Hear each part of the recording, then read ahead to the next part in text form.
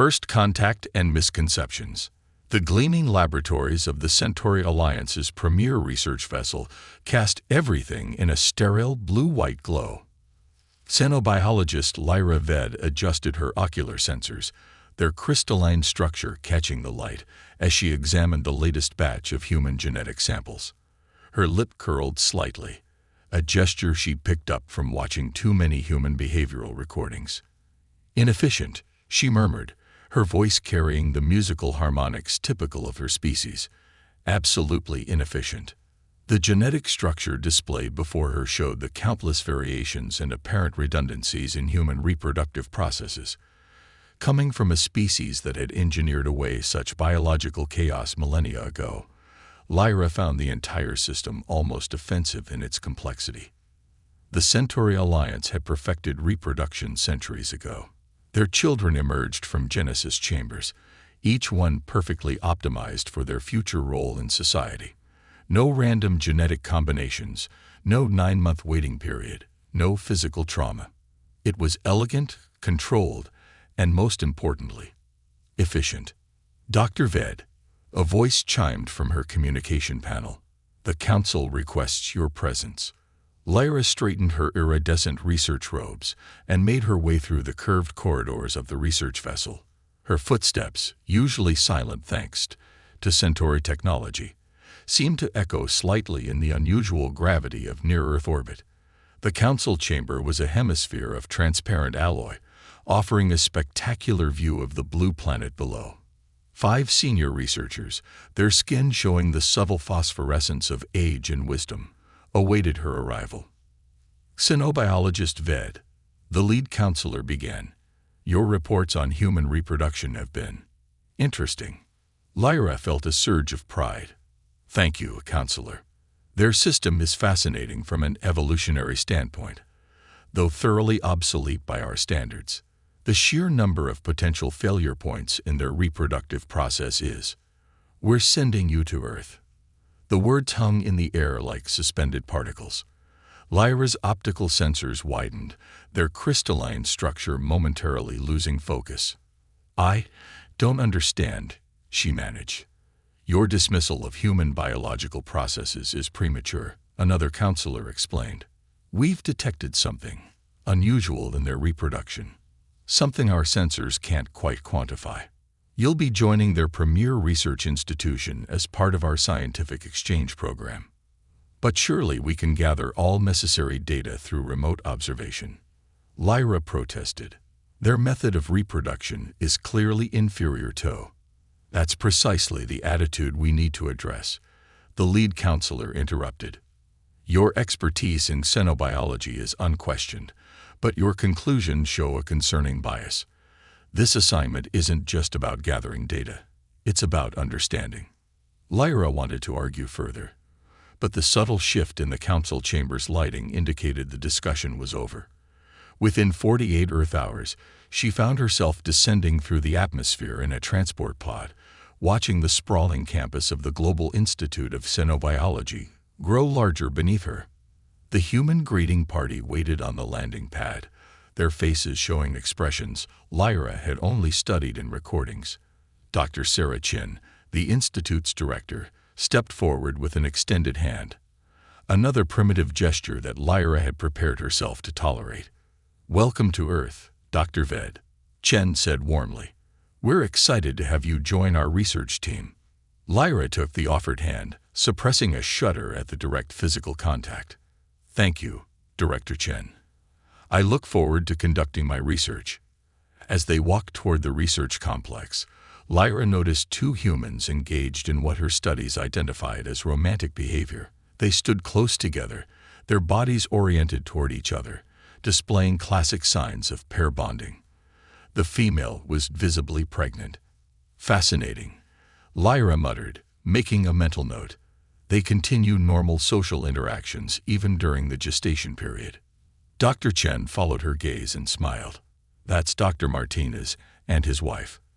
They're expecting their first child in about 2 months. Would you like to meet them?" "Meet them?" Lyra's optical sensors recalibrated in surprise. "Oh no, that won't be necessary. I can observe their behavior patterns from a suitable distance. Direct interaction might contaminate the data. Chen's smile faltered slightly. Dr. Ved, I thought you understood. This isn't just about collecting data. We're hoping for genuine cultural and scientific exchange. Of course, Lyra replied smoothly, though her internal organs shifted uncomfortably. However, I believe maintaining objective distance is crucial for. She stopped mid-sentence as the pregnant woman suddenly laughed, the sound carrying across the courtyard. Something about it caught Lyra's attention, not just the acoustic properties, but something else, something her sensors couldn't quite categorize. The woman's partner had placed his hand on her swollen abdomen, and both of their faces showed expressions of what Lyra's studies labeled as joy. But there was something more, something that made her own crystalline structure resonate in an unfamiliar way. Would you like to see your laboratory? Chen asked, interrupting Lyra's thoughts. Yes, thank you. Lyra responded automatically, but her sensors remained fixed on the couple for a moment longer. As they walked toward the research complex, Lyra found herself wondering if perhaps, just perhaps, there were aspects of human reproduction that her initial analysis had failed to quantify. It was an uncomfortable thought for a scientist who prided herself on thorough observation. The first day passed in a blur of laboratory setup and protocol briefings. Lyra arranged her instruments with precise care, each device calibrated to study human biology in detail. Yet she found her thoughts returning to that couple in the courtyard, to the ineffable quality of their interaction that her sensors had failed to capture. That night, as Earth's single moon cast silver light through her quarters windows, Lyra began her first official report to the Centauri Council. Initial observations suggest human reproductive processes may be more complex than previously documented. While fundamentally inefficient by Centauri standards, there appear to be additional factors at work, factors that our current instruments are unable to measure. Further study is required to understand these anomalies. She paused, her crystalline fingers hovering over the communication panel. For the first time in her career, Lyra felt something she'd only read about in human psychological profiles: doubt. What if there was more to their primitive biological processes than she'd assumed? What if efficiency wasn't the only metric that mattered? As she completed her report, Lyra made an additional note, one that would never be sent to the council.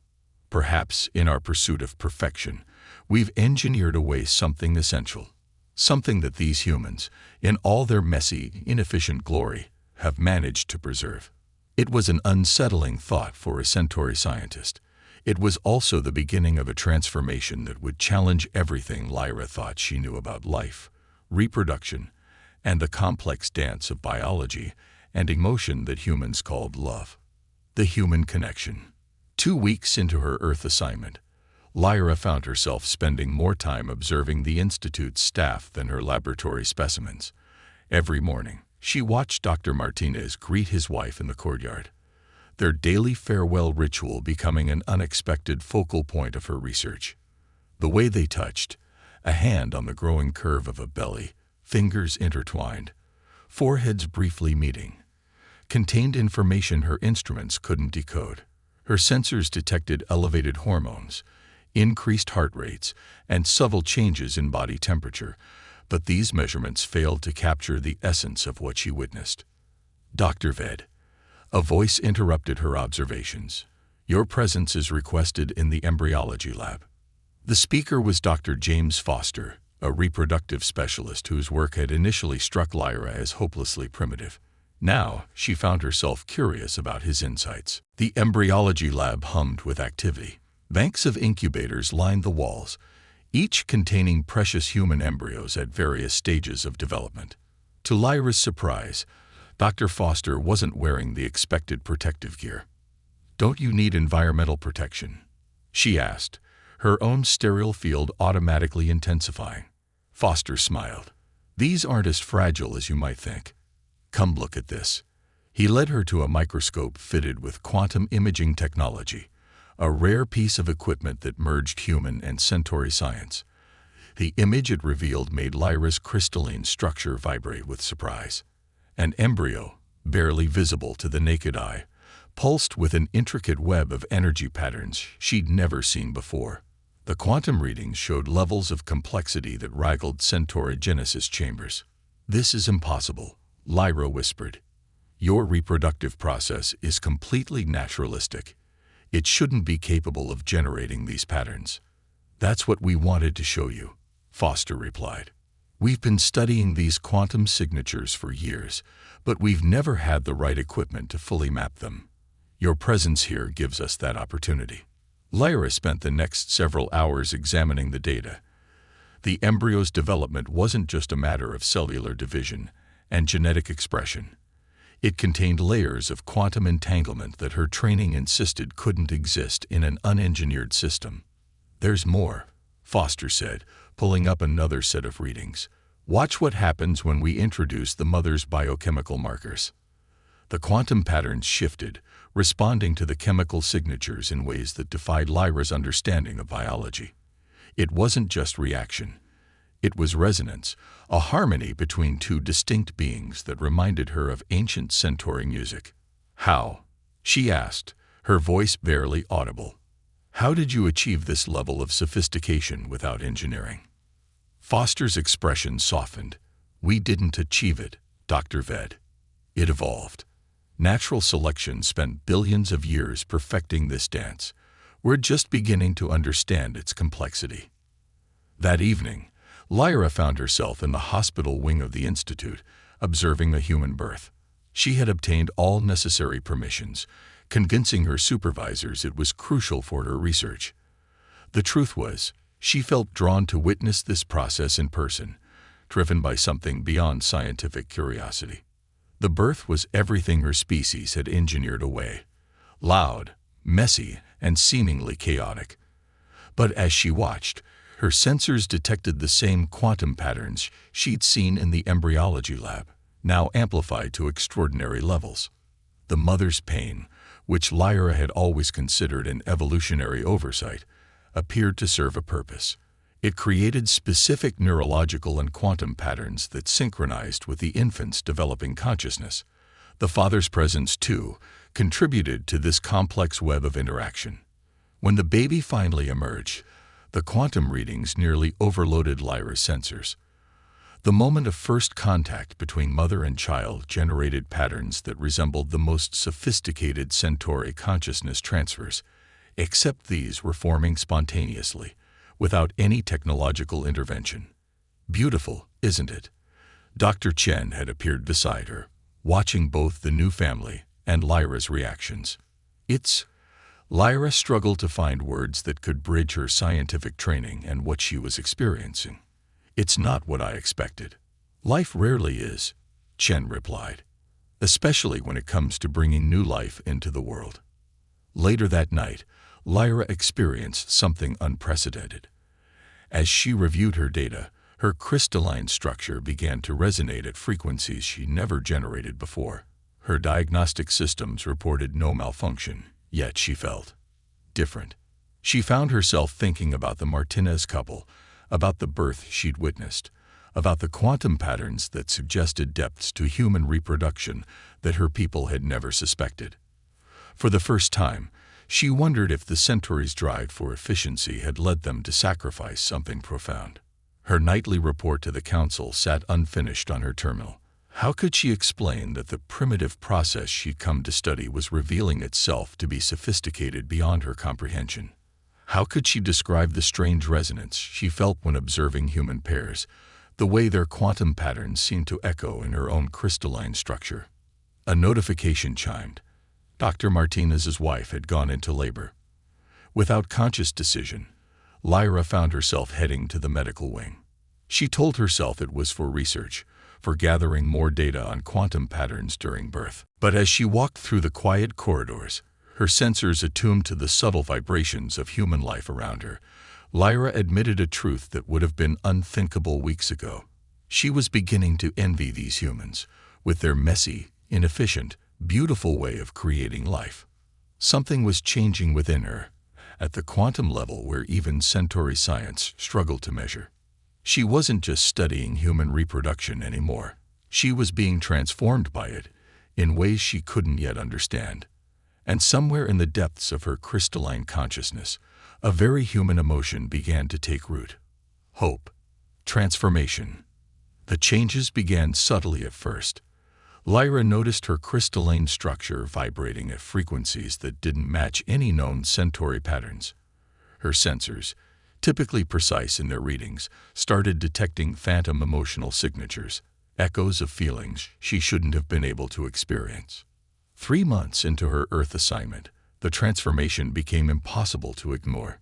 During a routine examination of human tissue samples, Lyra's hand brushed against the quantum imaging console, and her crystalline skin briefly shifted to display the same cellular patterns as the human cells she was studying. "Fascinating," Dr. Foster muttered, reviewing the recorded data. "Your molecular structure is actually mimicking human biological processes. It's as if your species' adaptability has found a new expression." Lyra sat in the medical bay, surrounded by curious human scientists and their instruments. Her own diagnostic systems were reporting increasingly contradictory data. The elegant efficiency of her Centauri biology was being disrupted by something far more chaotic and far more alive. "I should inform the council," she said, but made no move toward the communication panel. The thought of reporting these changes filled her with an unfamiliar sensation. Fear. Dr. Chen placed a hand on Lyra's shoulder, and instead of recoiling from the contact, as she once would have, Lyra found herself leaning into it. The quantum patterns between them harmonized in ways that would have been impossible weeks ago. "Whatever's happening," Chen said softly, "it's not harming you. Your base cellular structure remains intact. It's just evolving." The word hung in the air like a challenge to everything Lyra had been taught about her species' perfection. The Centauri had engineered away the need for evolution millennia ago. Yet here she was, changing in response to prolonged exposure to human biology. That evening, as she prepared for her scheduled council report, the Martinez family visited her quarters. Their baby, born just weeks ago, reached out toward Lyra with tiny hands. Without thinking, she extended her finger, watching in amazement as her crystalline structure shifted to match the infant's skin temperature. "She likes you." Maria Martinez smiled, her own quantum signature pulsing with maternal warmth. "Would you like to hold her?" The question froze Lyra in place. Direct contact with a human infant went against every protocol she'd been given. Yet her transformed biology yearned for the connection. As she carefully took the baby in her arms, her entire being resonated with the child's quantum frequency. The moment was shattered by an urgent alert from her communication panel. The council had received preliminary data about her transformation and demanded an immediate explanation. The council chamber appeared as a holographic projection in her quarters, 5 stern faces showing varying degrees of concern and disapproval. Lyra stood before them, still cradling the human infant, her crystalline structure now visibly altered with swirls of organic patterns. "Xenobiologist Ved." The lead counselor's voice carried centuries of carefully engineered control. "Explain yourself." "Honored council," Lyra began, her voice steady despite the turbulent emotions she now freely experienced. "I've made an unprecedented discovery. Human reproduction isn't merely a biological process. It's a quantum phenomenon that our technology has never fully replicated. My transformation appears to be my biology's attempt to understand these patterns." "This is unacceptable," another counselor interrupted. "You're compromising millennia of careful engineering. We're dispatching a medical team to return you to normal." The baby in Lyra's arms stirred, and her transformed body automatically adjusted to soothe the infant. The council watched in horror as her crystalline structure flowed like liquid, creating a perfect cradle for the child. "I don't want to return to normal," Lyra realized as she spoke the words. "What's happening to me isn't degradation, it's enhancement. We've been wrong about human reproduction. Their method isn't primitive. It's extraordinarily advanced in ways we never understood." "This discussion is over," the lead counselor declared. "A ship is already en route. You will be recalled and restored to proper Centauri form." The hologram flickered out, leaving Lyra alone with the Martinez family and her human colleagues. The baby had fallen asleep in her arms, quantum patterns flowing between them in a dance of cellular harmony. "They're coming to take you away?" Maria asked, her voice thick with concern. "Yes," Lyra replied, but her transformed body hummed with newfound determination. "However, I don't believe they understand what they're dealing with. My changes aren't just physical. They've altered my consciousness in ways the Council can't predict." Dr. Foster stepped forward, his scientific curiosity evident. "The quantum entanglement between you and human biology has created something entirely new. You're neither purely Centauri nor human, but rather a bridge between our species. A bridge they want to destroy." Lyra noted, finally returning the sleeping baby to Maria's arms. The separation sent waves of emotion through her transformed nervous system. Another new experience she refused to give up. "Then we'll have to show them why they shouldn't," Dr. Chen declared, already moving to her research terminal. "We have less than 48 hours before their ship arrives. Let's gather every piece of data we can about your transformation. If we can prove its advancement rather than degradation." Lyra watched her human colleagues spring into action, organizing themselves with an efficiency that would have surprised her former self. Her sensors, now a hybrid of Centauri technology and human-inspired biology, detected the quantum signatures of determination, loyalty, and something else: love.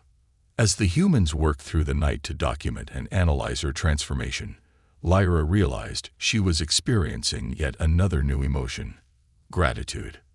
These beings, whom she had once dismissed as primitive, were now fighting to protect the very changes they had inspired in her. The Centauri ship would arrive soon, bringing with it the full weight of her species' dedication to engineered perfection. But as Lyra helped compile the data that might save her new form, she understood that true perfection wasn't about eliminating chaos. It was about embracing it, learning from it, and allowing it to transform you into something greater than you were before. Understanding. The Centauri medical ship arrived precisely on schedule, appearing in Earth's orbit as a crystalline structure that seemed to bend light around its edges. Lyra stood in the Institute's main conference room, surrounded by holographic displays of her transformation data, her altered body gleaming with patterns that merge organic and crystalline structures. Dr. Chen had worked through the night with her team, preparing their defense. The quantum readings told a story that even the most conservative Centauri scientist would have trouble dismissing, if they could be convinced to look at it objectively. "Remember," Chen said, adjusting the final display, "we're not just fighting for your right to remain as you are. We're fighting for the recognition of something revolutionary." The Centauri delegation materialized in the conference room, their perfect crystalline forms making Lyra's hybrid structure seem all the more obvious. Leading them was Chief Medical Officer Ven, their most respected biological engineer. "Xenobiologist Ved." Ven's tone carried centuries of certainty. "Your condition will be corrected immediately." "This aberration." "Before you proceed," Lyra interrupted, her voice carrying new harmonics that made the crystalline walls vibrate, "I request you review our findings. As a scientist, you are obligated to examine all evidence before reaching a conclusion." Ven paused, bound by the logical principles that govern their society. "Proceed." Dr. Foster stepped forward, activating the central hologram. Above them, a complex dance of quantum patterns filled the air, Lyra's original Centauri structure merging with and being enhanced by human biological principles. "What you're seeing isn't degradation," Foster explained. "It's the emergence of a new form of consciousness. The quantum patterns that exist naturally in human reproduction have found resonance with Centauri crystalline structures, creating something more advanced than either original form." Ven's perfect features showed a flicker of interest. "Impossible. Human reproduction is purely biological." "That's where you're wrong," Lyra said, stepping into the hologram. Her body became a living demonstration, quantum patterns flowing through her transformed structure. Human reproduction carries quantum information we never detected before. Their messy biological process is actually an incredibly sophisticated quantum computer, processing and transferring consciousness in ways our Genesis chambers can't replicate. She gestured, and a hologram shifted to show recordings from the embryology lab. Watch what happens during natural human conception. The quantum entanglement between parent and child begins at the molecular level, creating patterns that our most advanced technology can barely measure. The Centauri delegation moved closer, their scientific training overriding their prejudices. The data was compelling. Wave after wave of quantum signatures showing complexity that rivaled their most sophisticated systems. But the inefficiency, one delegate protested, the random genetic combinations, the physical demands, are exactly the point, Dr. Chen interjected. What you see as inefficiency is actually an incredible evolutionary advantage. Each new combination creates quantum possibilities that could never emerge from engineered perfection. You've optimized your reproduction to the point of stagnation. Humans are still evolving. Ven's crystalline structure vibrated with something close to emotion. And your transformation, xenobiologist Ved. How do you explain these changes? Lyra smiled, an expression she now wore comfortably. My biology recognized something our science missed. The very adaptability you engineered into us to make perfect scientists led me to discover a truth about life itself. Perfection isn't static. It's the ability to change, to grow, to embrace new possibilities. She reached out, her hybrid form glowing with internal light. Let me show you. Before Ven could object, Lyra initiated quantum contact. The connection was brief but profound. For a moment, the chief medical officer experienced everything Lyra had discovered. The deep resonance of human emotions, the complex dance of biological and quantum processes during reproduction, the emergence of consciousness in ways their science had never imagined. When the connection broke, Ven stumbled slightly. The other delegates moved to assist, but froze when they saw their leader's crystalline structure displaying hints of organic patterns. Ven's voice carried new harmonics. This requires further study. We're willing to share all our data, Dr. Foster offered. But Lyra stays as she is. She's not just a test subject. She's a bridge between our species, showing us possibilities we never imagined. The conference room fell silent as Ven processed this proposal. Lyra felt the quantum patterns around them shifting. Humanity's chaotic creativity meeting Centauri precision in a dance of potential. Finally, Ven spoke. The council must be informed. This discovery, it changes everything we thought we knew about consciousness transmission and biological evolution. It changes more than that, Lyra said softly. It changes what we thought we knew about perfection itself. She moved to the window, looking out at the earth below. Her transformed body reflected both sunlight and the quantum patterns that now flowed freely through her. We engineered away our ability to change, thinking we'd achieved the ultimate form of life. But look at humanity, still evolving, still discovering, still creating new patterns of consciousness with every birth. They're not primitive. They're pioneers, showing us a path we forgot existed. The Centauri delegation gathered around the displays, their perfect forms beginning to show subtle variations as they processed the implications. Humanity's primitive reproduction wasn't just creating new life, it was creating new possibilities, new patterns of consciousness, new ways of experiencing the universe. And Lyra, in her transformed state, was living proof that even the most perfectly engineered being could still evolve. Her body hummed with the quantum signatures of both species now, a harmony of precision and possibility that pointed toward a future neither humanity nor the Centauri had imagined. As the delegates immersed themselves in the data, Dr. Chen touched Lyra's arm. What happens now? Lyra watched the quantum patterns dance between them, a visualization of the connection she'd once thought impossible between different species. Now, she said, we learn from each other. And perhaps we both become something more than we were before. Evolution. 1 year after the confrontation with the Centauri medical delegation, the Global Institute of Xenobiology had transformed. Crystalline structures now intertwined with traditional human architecture, creating spaces where both species could work together comfortably. In the central courtyard, where Lyra had first observed the Martinez family, a new research center arose, the first joint human-Centauri facility dedicated to studying consciousness and reproduction. Lyra stood at its entrance, her hybrid form now a familiar sight to both humans and the increasing number of Centauri scientists who had begun their own transformations. Her body shimmed with complex patterns that reflected her emotional state, a visual demonstration of the bridge she'd become between the two species.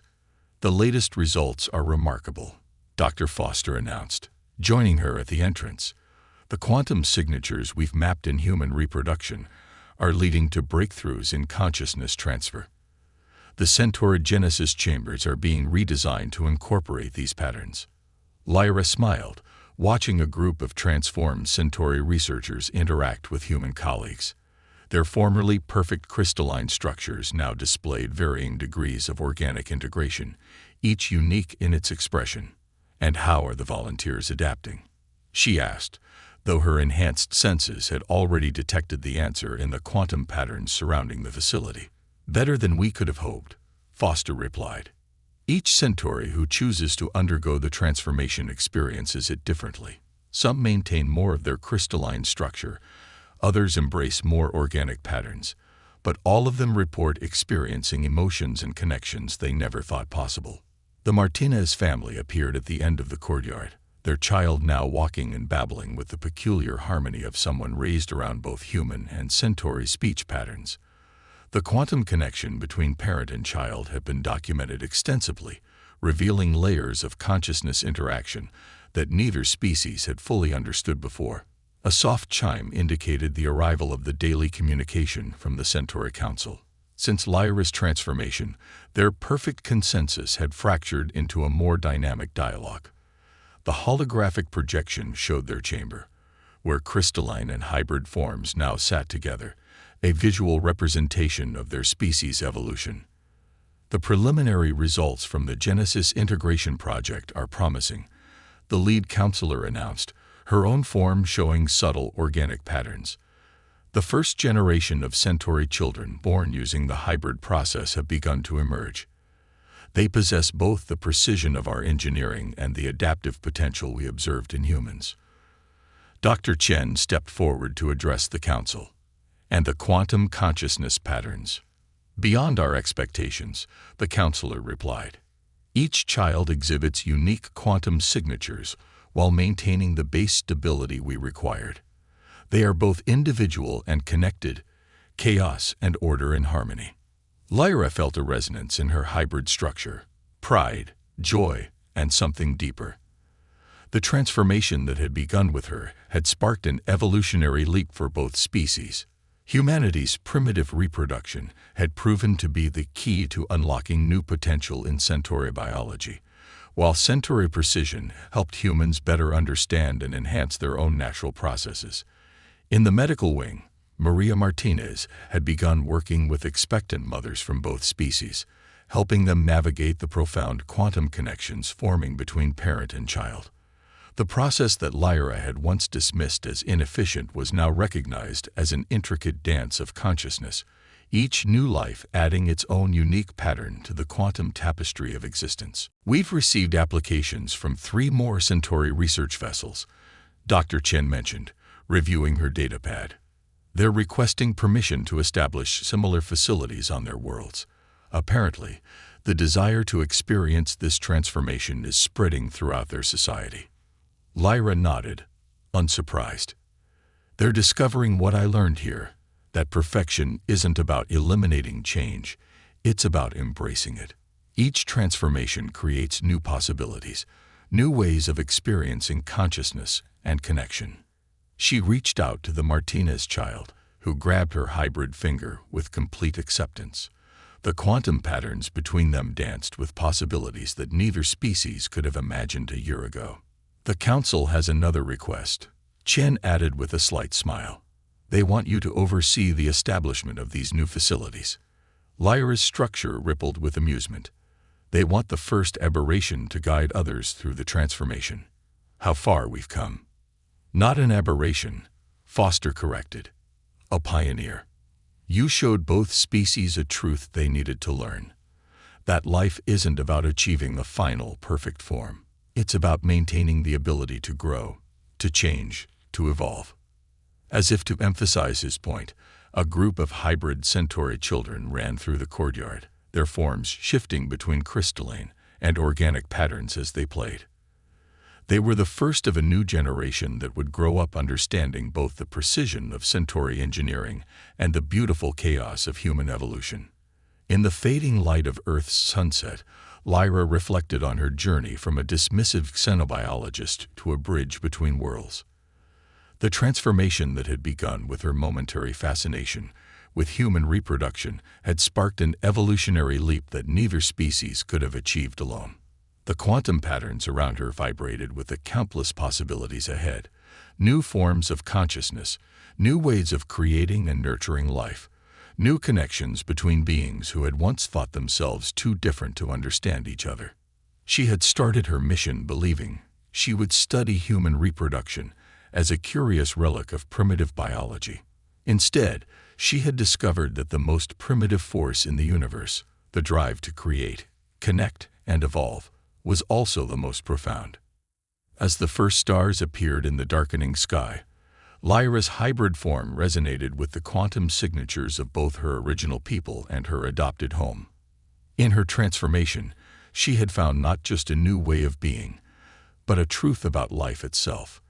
That perfection wasn't a destination to be reached, but a journey to be embraced, one change at a time. The future stretched before them, infinite in its possibilities, as humanity and the Centauri moved forward together, each birth, each transformation, each connection adding new patterns to the grand dance of evolution they had only begun to understand.